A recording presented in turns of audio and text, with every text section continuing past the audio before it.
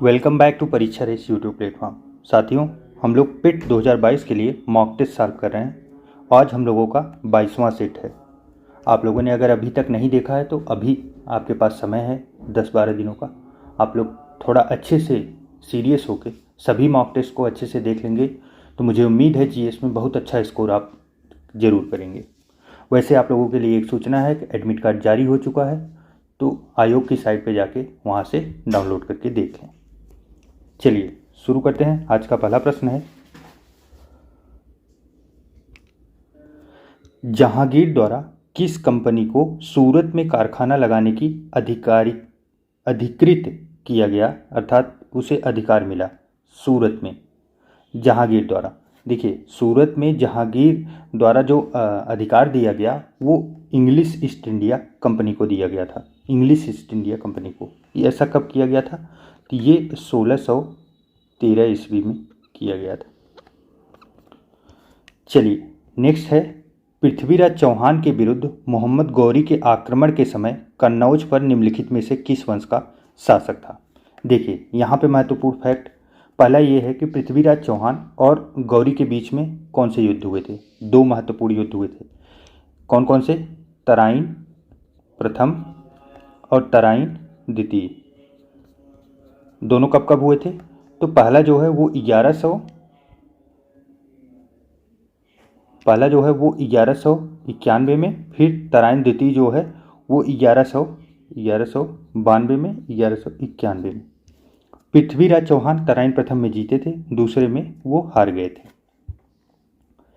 अब इसमें पूछा गया है कि उस समय कन्नौज का शासक कौन था।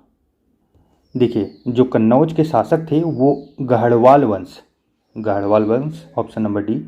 इसके गढ़वाल वंश के जयचंद थे। जयचंद की ही पुत्री थी संयोगिता, जिसका अपहरण पृथ्वीराज चौहान ने अपहरण किया था और शादी की थी। दोनों लोग मोहब्बत करते थे, लेकिन शादी नहीं हो पाने की वजह से शादी नहीं कर रहे थे। जयचंद से थोड़ी शत्रुता थी, इसीलिए पृथ्वीराज चौहान आके अपहरण किए थे। पीछे वाले टेस्ट सीरीज में हम लोगों ने इस पर अच्छे से बात की थी कि पूरी कहानी क्या थी। देखिए, पृथ्वीराज चौहान से रिलेटेड चूँकि इस समय फिल्म आई है तो फिल्म से रिलेटेड प्रश्न बन सकते हैं, क्योंकि अभी जल्दी में एक फिल्म भी रिलीज हुई थी। तो यहाँ देखिए, पृथ्वीराज चौहान के जो दरबारी कवि थे वो कौन थे? चंद्रबरदाई। ये भी महत्वपूर्ण फैक्ट है। पृथ्वीराज रासो इन्हीं ने ही लिखा था, चंद्रबरदाई ने। चंद्रबरदाई। इनका एक महत्वपूर्ण कथन बहुत पॉपुलर है, 4 बांस 24 गज अंगुल अष्ट प्रमाण ता ऊपर सुल्तान है मत चूको चौहान।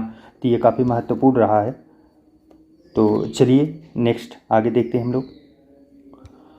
गुप्त स्वर्ण मुद्रा को क्या कहा जाता था? गुप्त स्वर्ण मुद्रा को, देखिए, गुप्त काल जो था वो बहुत मशहूर था स्वर्ण मुद्रा के लिए। इसकी मुद्राएं बहुत पॉपुलर थी। तो जो स्वर्ण मुद्रा को गुप्त काल में दीनार कहा जाता था। क्या? दीनार। चलिए, एक और फैक्ट यहाँ पे ये है कि चांदी की मुद्रा को इस समय क्या कहा जाता था? चांदी की मुद्रा को रूपक कहा जाता था, रूपक। चलिए नेक्स्ट है, जैन धर्म में संलेखना से तात्पर्य क्या है? संलेखना, देखिए, संलेखना को एक और नाम से भी जाना जाता है, वो है संथारा। अभी 4-5 साल पहले ये काफ़ी पॉपुलर था, सुप्रीम कोर्ट में इसके ऊपर केस वेस चल रहा था।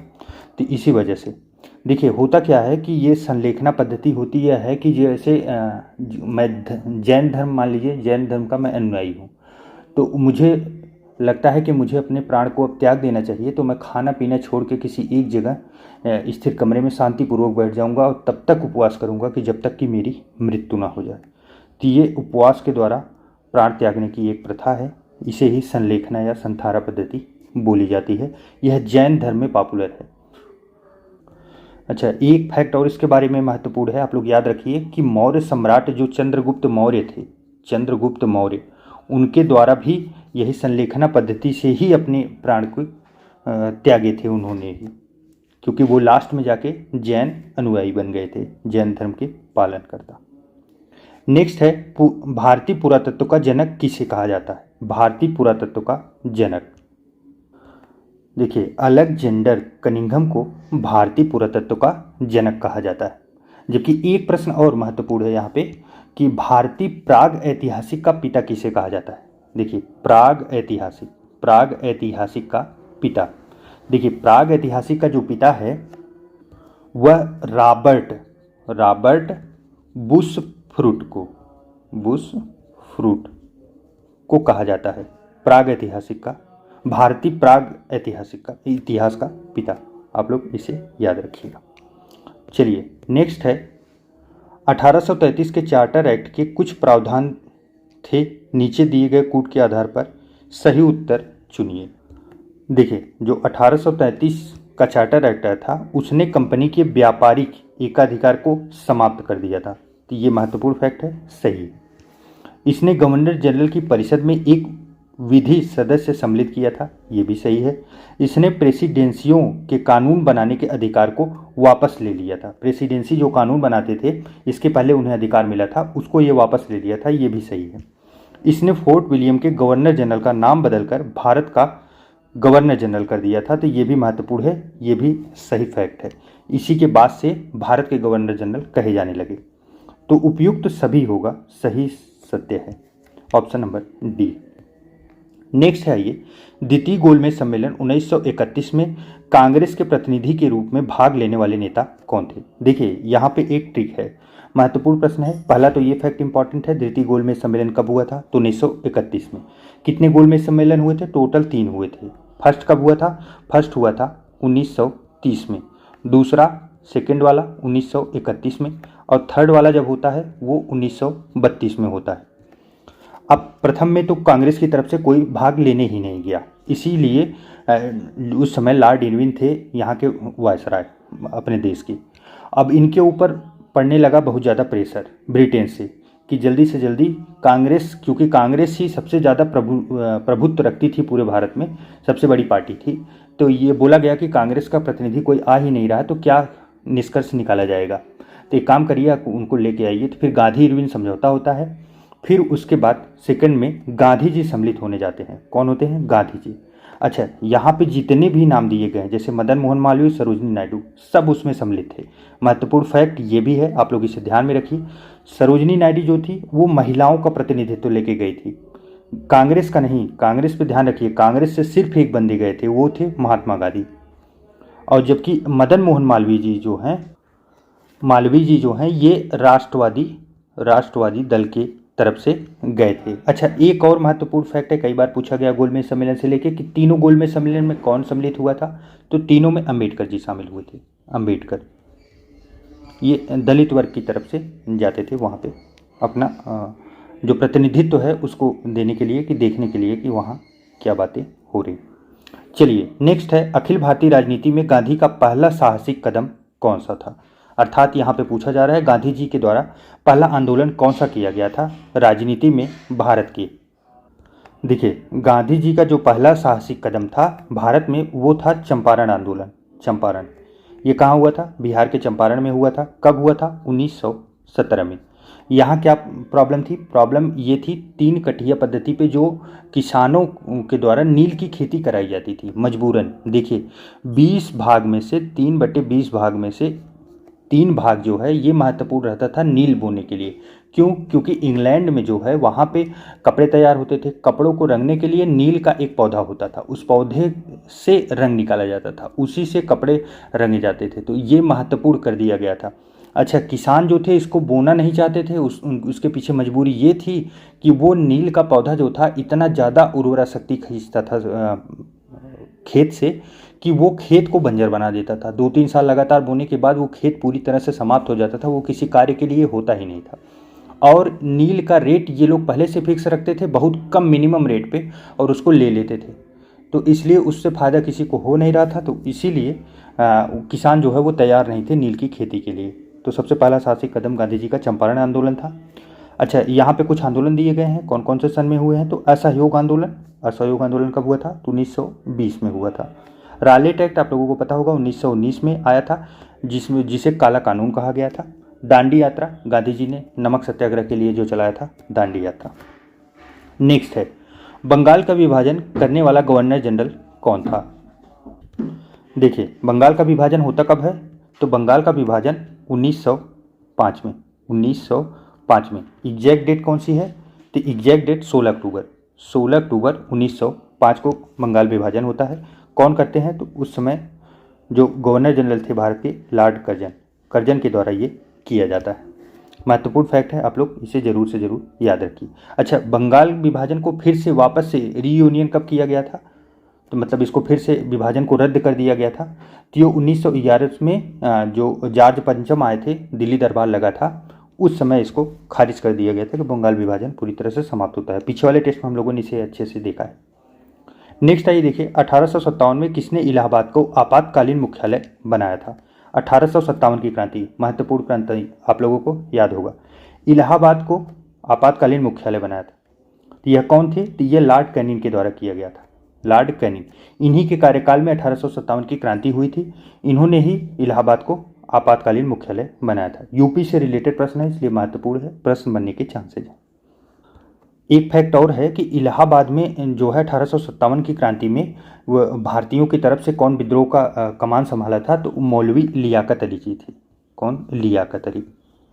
आप लोग इसे याद रखिएगा, महत्वपूर्ण। चलिए नेक्स्ट है, उच्चतम लवणता पाई जाती है। उच्चतम लवणता, देखिए उच्चतम लवणता का तात्पर्य ये हुआ कि साल्टी वाटर, नेचुरल जो साल्टी वाटर है, कि ज़्यादा से ज़्यादा नमकीन जल कहाँ पाई जाती है? तो ये वान झील टर्की में सबसे ज़्यादा लवणता यहीं की है। महत्वपूर्ण है, सीधा फैक्ट है, याद रखिएगा। चलिए नेक्स्ट है, निम्नलिखित में से कौन सा कथन सही नहीं है? नहीं है पूछा गया है, अर्थात हम लोग अलर्ट रहेंगे। चलिए पहला स्टेटमेंट है, जल वाष्प निचले वायुमंडल की अति परिवर्ती गैस है। तो जल वाष्प जो है वो निचले ही वायुमंडल में पाया जाता है और काफ़ी अति परिवर्तित है, तो ये महत्वपूर्ण है, सही है। अधिकतम तापमान की मेखला विषुवत रेखाओं के सहारे पाई जाती है। देखिए मैक्सिमम तापमान टेम्परेचर जो है वो विषुवत रेखाओं पे नहीं होता। आप ग्लोब पे देखेंगे, विषुवत रेखा मतलब भूमध्य रेखा जो बीचों बीच से निकलती है, इसके ऊपर और इसके नीचे, ऊपर क्या है? कर्क रेखा है और नीचे क्या है? मकर रेखा है। कर्क रेखा और मकर रेखा के पास जो है वो अधिकतम तापमान की श्रृंखला पाई जाती है। बीच में इसलिए नहीं पाई जाती क्योंकि यहाँ पे हमेशा जो विषुवत रेखा है, यहाँ पे हमेशा बारिश होती रहती है और बादल बनते हैं, बादल बन के तुरंत बारिश भी हो जाती है, तो इसलिए यहाँ पे ऐसी सिचुएशन नहीं पाई जाती। तो हम लोगों का गलत जो बनेगा वो ऑप्शन नंबर बी बनेगा। जबकि तीसरा सी क्या है? शीत कटिबंध उभय गोलार्धों, ध्रुवीय वृत्त एवं ध्रुवों के बीच उपस्थित होते हैं, तो ये सही है। जबकि जेट वायुधाराएं अत्यधिक ऊंचाई की हवाएं हैं जो धरातली मौसमी दशाओं को प्रभावित करती हैं, तो सही बात है, जेट धाराएं जो है वो काफ़ी ऊपर बहती हैं। आप देखेंगे कि हिमालय की ऊंचाई जितनी है उसके ऊपर से जेट हवाएं निकल जाती हैं। चलिए नेक्स्ट है, लवणीय जल में उगने वाले पौधों को क्या कहा जाता है? देखिए इस पौधे को आप देख रहे हैं, ये एक जलाशय में उगा हुआ पौधा है। यह जलाशय में उगा हुआ पौधा है, काफ़ी महत्वपूर्ण है। तो यह कौन सा पौधा है? यह है साल्ट मार्श घास। साल्ट मार्श घास जो है यह उगा हुआ है। इसमें खासियत क्या है? खासियत ये है कि ये जो जल है वो काफ़ी लवणीय है, अर्थात इसमें नमक की मात्रा बहुत अधिक है और उसमें ये पौधा अच्छे से प्रोग्रेस कर लेता है, अपनी पूरी लाइफ साइकिल चला लेता है, तो इसलिए ये महत्वपूर्ण बनता है, इसीलिए इसे फैक्ट के रूप में याद किया जाता है। इस पौधों को क्या नाम दिया जाता है? तो जो लवणीय जल में जो पौधे उगते हैं उन्हें हेलोफाइट्स कहा जाता है। हेलोफाइट्स क्या बोला जाता है? लवणीय जल में उगने वाले पौधों को तो हेलोफाइट्स बोला जाता है, हाइड्रोफाइट्स नहीं, सॉरी माफ कीजिएगा, हेलोफाइट्स, ऑप्शन नंबर सी। चलिए नेक्स्ट है, 2 सूची दी गई है, इन्हें सुमेलित करना है। देखिए यहाँ पे स्थान दिए गए हैं, स्थान और उनसे रिलेटेड जो है जलवायु। तो चलिए शुरू करते हैं। सबसे पहले दिल्ली। दिल्ली में क्या है? दिल्ली में अर्ध शुष्क है, दिल्ली अर्ध शुष्क के अंतर्गत आता है। जबकि अगर बात मुंबई की जाए तो मुंबई जो है उष्ण आर्द्र के बीच में आता है। और अगर जोधपुर, तो जोधपुर पूरी तरह से शुष्क में आता है, शुष्क में। जबकि शिलांग, यहाँ पे आर्द्रता ज़्यादा है और बारिश ज़्यादा ही होती है, चेरापूंजी के पास, आप लोगों को पता ही होगा। तो इस प्रकार हम लोगों का जो सही कोड बन रहा है वो क्या बन रहा है? 2314, 2314, ऑप्शन नंबर सी सही है। चलिए नेक्स्ट है, 2011 की जनगणना के अंतिम आंकड़ों के अनुसार भारत का द्वितीय सर्वाधिक जनसंख्या वाला राज्य कौन सा है? देखिए सबसे अधिक जनसंख्या वाला जो प्रश्न है ये अभी भी बन रहा है और महत्वपूर्ण है। इसमें हम लोग तो टॉप पे हैं, ये तो पता ही है। तो सबसे पहले कौन सा है? यूपी। उसके बाद कौन आता है? उसके बाद आता है महाराष्ट्र। फिर तीसरे नंबर पे कौन आता है? तीसरे नंबर पे बिहार आता है, जबकि चौथे नंबर पे वेस्ट बंगाल आता है। पश्चिम बंगाल महत्वपूर्ण है, ये पूरी की पूरी ये चार के चारों आप लोग महत्वपूर्ण याद रखिएगा इन्हें। तो दूसरे नंबर पे कौन सा है पूछा गया है, तो ये महाराष्ट्र होगा। चलिए नेक्स्ट है, एंट्री पार्ट व्यापार से तात्पर्य क्या है? देखिए, एंट्री पार्ट ट्रेड जो है वो ऐसे देशों के लिए व्यापार किया जाता है जिनके पास समुद्र रेखाएं नहीं है। तो ये किस लिए होता है? देखिए, निर्यात के लिए आयात की गई वस्तुएं, ये सही है। क्यों? क्योंकि देखिए मान लीजिए हमारे देश में ऑयल आया, ऑयल आपको पता होगा रिलायंस फैक्ट्री भी काफ़ी अच्छी लगाई है, ओएनजीसी हमारी है, ये लोग ऑयल रिफाइनरी लगाए हैं विदेशों में या अपने देशों में भी कई वर्क कर रहे हैं। तो कच्चा तेल आता है यहाँ, रिफाइनरी इनको क्लीन करती है, फिर उसको जो है हम लोग नेपाल को, भूटान को या फिर बांग्लादेश को जब हम उसको निर्यात कर देते हैं, पहले तो आयात किए हैं फिर उसको निर्यात कर देते हैं। तो इसीलिए जो यह व्यापार होता है जहाँ यूज होता है उसे एंटी पार्ट व्यापार कहा जाता है, एंटी पार्ट ट्रेड। चलिए नेक्स्ट है, तेल शोधक कारखाना और राज्य कहाँ कहाँ पे अवस्थित है, मैच कराइए। देखिए पहला है तटीपाका। तटीपाका कहाँ पे है? यह आंध्र प्रदेश में अवस्थित है। कोयली, कोयली कहाँ पे है? कोयली महत्वपूर्ण है, याद रखिए, गुजरात में है। उसके बाद नागपट्टिनम, नागपट्टिनम कहाँ पे है? यह तमिलनाडु में है, जबकि नुमालीगढ़ असम में है। महत्वपूर्ण है, आप लोग याद रखिएगा, इसको मैच करा लीजिएगा। चलिए नेक्स्ट देखते हैं, निम्नलिखित में से किस समिति ने भारत में कृषि जोत कर का सुझाव दिया था? महत्वपूर्ण फैक्ट है, याद रखिए। देखिए, कृषि के जोत पर कर लगाने का सुझाव दिया गया था। यह लागू भले से नहीं किया गया, लेकिन यह समिति क्या थी तो इसे जानना हम लोगों को आवश्यक जरूर पड़ता है। तो देखिए, ये समिति थी राज्य समिति। राज्य समिति 1972 में इसका गठन हुआ था। 1972 में डॉक्टर KN राज इसके अध्यक्ष थे। इन्हीं की अध्यक्षता में ये समिति वर्क की थी और उसने बताई थी। अब पूरी रिपोर्ट तो गवर्नमेंट के पास है, गवर्नमेंट ने उसे पब्लिश भी नहीं किया है। चलिए नेक्स्ट है, बैंक दर का आशय है। बैंक दर का क्या आशय है? देखिए, हमारे देश की सबसे बड़ी बैंक कौन सी है? बैंकों की बैंक RBI।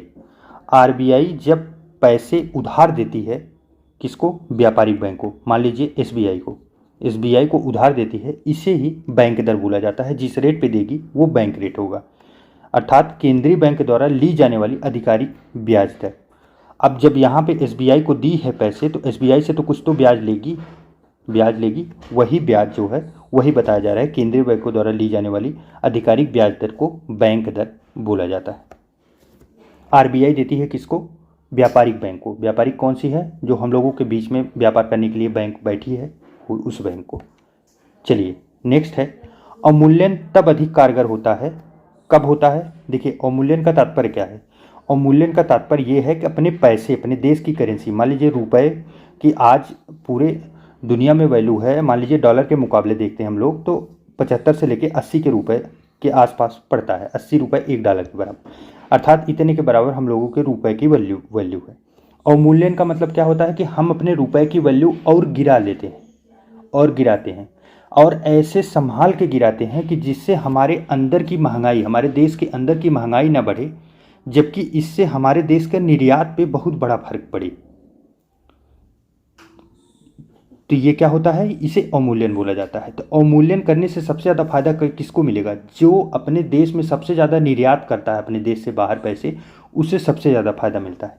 अर्थात विदेशों में निर्यात मांग की लोच जहाँ अधिक है वहाँ अवमूल्यन का फायदा सबसे अधिक मिलता है। इसके आप देखेंगे, इसको बार बार अवमूल्यन जो है करने के लिए सबसे मशहूर है चाइना। चाइना बहुत प्रयोग करता है, इसी के प्रयोग से वो अपनी इकोनॉमी काफ़ी तेज लेके जा रहा है। अगर किसी देश में आयात अधिक होगा तो अवमूल्यन करने से उसे बहुत नुकसान होगा।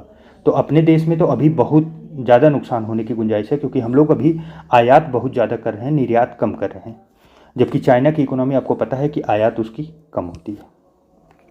चलिए नेक्स्ट देखते हैं, वह न्यूनतम जनसंख्या कितनी है जिसके नीचे 73वें संशोधन अधिनियम के उपलब्ध के अनुसार मध्यवर्ती स्तर पर पंचायतें गठित नहीं की जा सकती। देखिए, सबसे महत्वपूर्ण फैक्ट यहाँ पे ये है, 73वां संविधान संशोधन 1992 क्या है? पंचायती राज एवं नगर पालिकाओं से रिलेटेड 73वां पंचायती राज, 74वां नगर पालिका। अब यहाँ पे बात की क्या की जा रही है? जो पंचायती राज है वो 3 स्तर पे है। कौन सा है? जिला एक स्तर है, जिसे जिला पंचायत के नाम से आप लोग जानते होंगे, चुनाव होता है। फिर एक होता है ब्लॉक प्रमुखी का, ब्लॉक प्रमुख जो आपके खंड स्तर पे होता है। फिर एक होता है ग्राम पंचायत का। अगर इसमें सीधा सीधा लिखा गया है कि अगर 20 लाख से कम पॉपुलेशन है तो ब्लॉक स्तर वहाँ पे नहीं होगा, ब्लॉक नहीं होगा, सिर्फ जिला होगा और ग्राम होगा। अगर 20 लाख से कम पॉपुलेशन है तो, जहाँ 20 लाख से अधिक होता है वहाँ तीनों स्तर पे चुनाव होते हैं। तो ये एकदम सीधा फैक्ट है, 20 लाख आप लोग याद रखिएगा। चलिए नेक्स्ट है, निम्न में से किस विषय पर राष्ट्रपति के लिए मंत्रिपरिषद से सलाह लेना आवश्यक नहीं है? देखिए, राष्ट्रपति जी को मंत्रिपरिषद से सलाह लेने के लिए लगभग कोई विषय नहीं बचा जहाँ पे न लेना पड़े। अर्थात हमारे देश के राष्ट्रपति, एक कहावत कही गई है कि वो स्टाम्प पेपर हैं, स्टाम्प हैं, सिर्फ मोहर लगाने के काम आते हैं। बस बताया जाता है कि आप यहाँ पे अपना साइन कर दीजिए। ऐसा इसलिए भी किया गया है क्योंकि राष्ट्रपति जी को जनता नहीं चुनती, जनता हमेशा प्रधानमंत्री, पीएम को भी प्रत्यक्ष नहीं चुनती, लेकिन चुनाव जो वोटिंग करती है वो पीएम के लिए ही करती है। तो इसलिए आप लोग हमेशा ध्यान में रखिए कि राष्ट्रपति का जो कर्तव्य है वो मंत्रिपरिषद से हमेशा बंधा हुआ है। तो पहला है राजदूतों की नियुक्ति, तो यह भी मंत्रिपरिषद से ही किया जाता है। विधेयकों पर स्वीकृति देना, यही एक कार्य ऐसा है जो राष्ट्रपति अपने खुद विवेकाधीन शक्ति इनकी है, इसके ऊपर मंत्रिपरिषद की सलाह लेने की आवश्यकता उनको नहीं है। जबकि राज्यपाल द्वारा प्रेषित विधेयकों पर स्वीकृति, ये भी मंत्रिपरिषद की सलाह लिए बगैर नहीं किया जा सकता। जबकि लोकसभा भंग करना, ये भी मंत्रिपरिषद की सलाह की आवश्यक जरूर है। चलिए नेक्स्ट है कथन और कारण वाला प्रश्न। देखिए, पहला कथन है भारत में प्रेसिडेंट हैं किंतु प्रेसिडेंसी नहीं है। यह कथन सही है। प्रेसिडेंट अर्थात क्या हुए? राष्ट्रपति। राष्ट्रपति की सरकार नहीं है। क्यों? क्योंकि राष्ट्रपति ही जो है, जैसे देखिए अमेरिका है, अमेरिका में राष्ट्रपति ही सब कुछ होते हैं, जबकि हमारे यहाँ राष्ट्रपति हैं, जबकि मेन कार्य जो है वो प्रधानमंत्री करते हैं, पीएम करते हैं। कारण क्या दिया गया है? संविधान में एक मंत्रिपरिषद का प्रावधान दिया गया है, तो सिर्फ मंत्री, यह भी कारण भी सही है, लेकिन दोनों का अगर व्याख्या देखें तो मंत्रिपरिषद का प्रावधान दिया गया है इसलिए ऐसा नहीं है, बल्कि दोनों लोगों के लिए अलग अलग चीज़ें जिक्र की गई हैं। इसलिए सही जवाब जो बनेगा हम लोगों का ऑप्शन नंबर बी बनेगा। चलिए नेक्स्ट देखते हैं, निम्नलिखित में से कौन भारत के संविधान द्वारा प्रदत्त 6 मूल अधिकारों में से नहीं है? देखिए, पहला फैक्ट यही है, भारत में टोटल 6 मूल अधिकार हैं। अच्छा, मूल अधिकार की व्याख्या कौन से भाग में की गई है? महत्वपूर्ण है, तो संविधान के भाग 3 में। आप लोग इसे याद रखिएगा। इसमें समानता का अधिकार है, हाँ सही है। विरोध का अधिकार इसमें नहीं है, दूसरा भी गलत होगा। जबकि शोषण के विरुद्ध अधिकार और धर्म की स्वतंत्रता का अधिकार इसमें समाहित किया गया। विरोध करने का अधिकार नहीं है, हाँ अभिव्यक्त करने की आज़ादी आपको है, आप बोल सकते हैं, सब कुछ करते हैं, लेकिन ये ज़बरदस्ती आप किसी चीज़ का सिर्फ विरोध करें, ऐसा अधिकार संविधान में कहीं साफ साफ शब्दों में लिखा नहीं गया है। चलिए नेक्स्ट देखते हैं, हम न्यायिक पुनरावलोकन की व्याख्या देखते हैं। न्यायिक पुनरावलोकन, इसका मतलब क्या हुआ? इसका मतलब यह हुआ कि हमारी जो जज है, हमारे जो जज हैं CJI, chief justice of India, अर्थात सुप्रीम कोर्ट के जो मुख्य जज हैं, उनके द्वारा किसी भी निर्णय को फिर से अपने आप चेक किया जा सकता है। पुनर्विलोकन अर्थात वो फिर से देख सकते हैं। मान लीजिए 2010 में उन्होंने बोला कि आज से फेसबुक बैन है, फिर उनका मन बोला कि 2012 में कि फिर से हम उसको देख लें कि उसको हम बैन कर दिए थे, वो ठीक काम किए थे कि नहीं, तो वो फिर से उसको रिवाइज कर सकते हैं, क्योंकि ये पावर उनके पास है। तो ये अवधारणा कहाँ से ली गई? तो ये भारत और USA दोनों से ली गई। सेम ऐसी ही पावर भारत में भी है और सेम USA में भी दिया गया है। चलिए नेक्स्ट है, निम्न रक्त वर्ग सर्वदाता कौन सा है निम्न में से? देखिए, सर्वदाता पूछा गया है कि जो यूनिवर्सल डोनर होता है।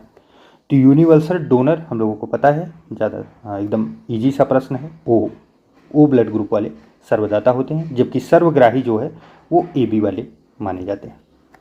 AB वाले क्या हैं? ये सर्वग्राही हैं। महत्वपूर्ण फैक्ट है, याद रखिएगा। चलिए नेक्स्ट है, DNA की द्विकुंडलिनी संरचना किसके द्वारा दी गई थी?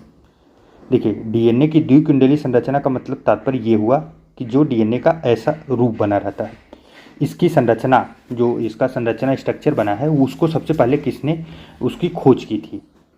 देखिए जो खोज की थी वो 1953 में वाटसन एवं क्रिक के द्वारा किया गया था, वाटसन एंड क्रिक के द्वारा। चलिए नेक्स्ट है, स्वर्णकारों द्वारा प्रयोग में आने वाला एक्वारेजिया निम्न को मिलाकर बनाया जाता है। देखिए एक्वारेजिया जो है वह जो है नाइट्रिक अम्ल और हाइड्रोक्लोरिक अम्ल को मिलाकर बनाया जाता है। नाइट्रिक अम्ल और हाइड्रोक्लोरिक मतलब HCl प्लस HNO3 को मिलाकर बनाया जाता है। अच्छा, एक्वारेजिया को ही एक नाम और से मशहूर है, आप लोग जानते होंगे, अम्लराज कहा जाता है। चलिए नेक्स्ट है, प्रत्यावर्ती विद्युत धारा को दिष्ट धारा में परिवर्तित किया जाता है किसके माध्यम से। यहाँ पे बात की जा रही है AC धारा को DC धारा में परिवर्तित करने के लिए। इसके लिए क्या प्रयोग होता है, तो रेक्टिफायर का प्रयोग किया जाता है। चलिए नेक्स्ट है, पाइरहीलियोमीटर का प्रयोग निम्न में से किसे नापने के लिए किया जाता है। पाइरहीलियोमीटर, देखिए पाइरहीलियोमीटर का जो प्रयोग है वो सोलर के रेडिएशन को नापने के लिए प्रयोग किया जाता है। सोलर का रेडिएशन अर्थात सूर्य के द्वारा जो रेडिएशन आ रहा है उसे नापने के लिए प्रयोग किया जाता है। इस प्रकार साथियों हम लोगों का 30 प्रश्नों का यह श्रृंखला समाप्त हुआ। आपके कितने सही हुए कमेंट करके आप लोग जरूर बताइएगा। मिलते हैं एक नए वीडियो में, तब तक के लिए ढेर सारा प्यार और नमस्कार।